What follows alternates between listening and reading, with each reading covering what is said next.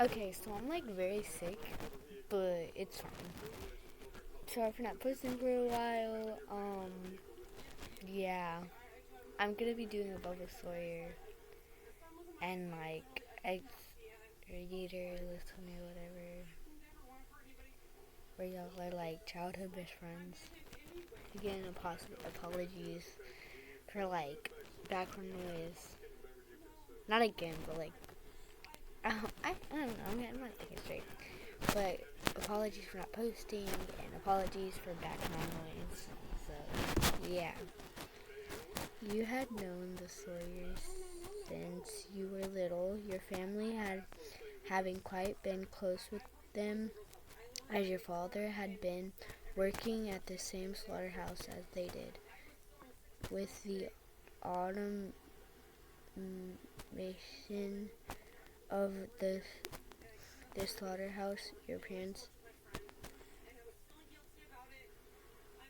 decided to move in response to it. Much of your protest that went ignored. After moving away, your contact with them began to lessen. You got a lot more and got a lot more harder, though you missed them and had gotten a whole lot more bigger, especially for Bubba. He was always so kind to you. You didn't expect your visit through the heart of Texas to have you running into a man you missed. You saw that Bubba had been maskless, washing his face with his blooded arms in the pond. Maybe he was finished with butchering meat. The pond tugged at your heartstrings, seeing that it was where he and you always went to whenever your parents were busy. Bubba, you hollered his name, your voice startling him at first. When he saw you, he quickly ran over.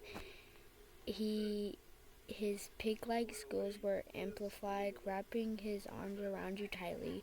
To the average person, these sounds from him would have been unnerving, but you found them sort of familiar and a familiar sort of assurance.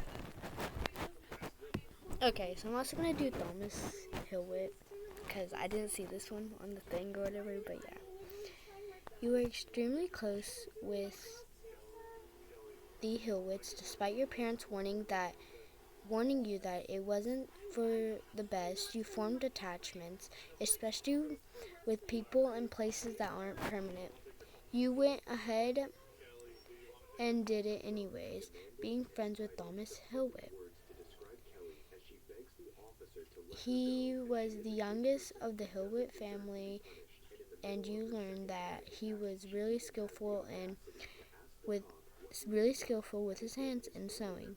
When you left, you given Louis Maine your number for him to take. When in exchange, he gave you a handmade handkerchief of his own version of goodbye. And right before you left, which made you cry on the spot, you kept in touch with him regularly as you moved, your relationship with him remaining as close as it ever despite the distance. Guess what, Tommy, you said, holding the phone closer to your ear as you felt your excitement course through you. A grunt of curiosity escaping him, allowing you to elaborate on your words. He was in his room. His head tilted to the right, holding the phone as he so. I'm passing through Texas for a bit for something. Do you know what that means, Tom? You ask, gliding giddedly, your voice airy and light, indicating your election. Thomas perked up at that. A few chuffs coming from him, even though he wasn't sure about it entirely. He was feeling the ache, but a good feeling became a form. I'll be meeting you soon, you answered, unable to keep any quiet any longer. Thomas paused, sewing, making sure that he heard that right. You're finally going to be able to catch up face to face after how long has it been? So long, you sighed as you moved, rambling what you could do to confirm Thomas' reaction with a foot thumping against the wooden floor excitedly. Sure, Holly, I don't know how to say his name, was annoyed, but Thomas didn't care in that moment.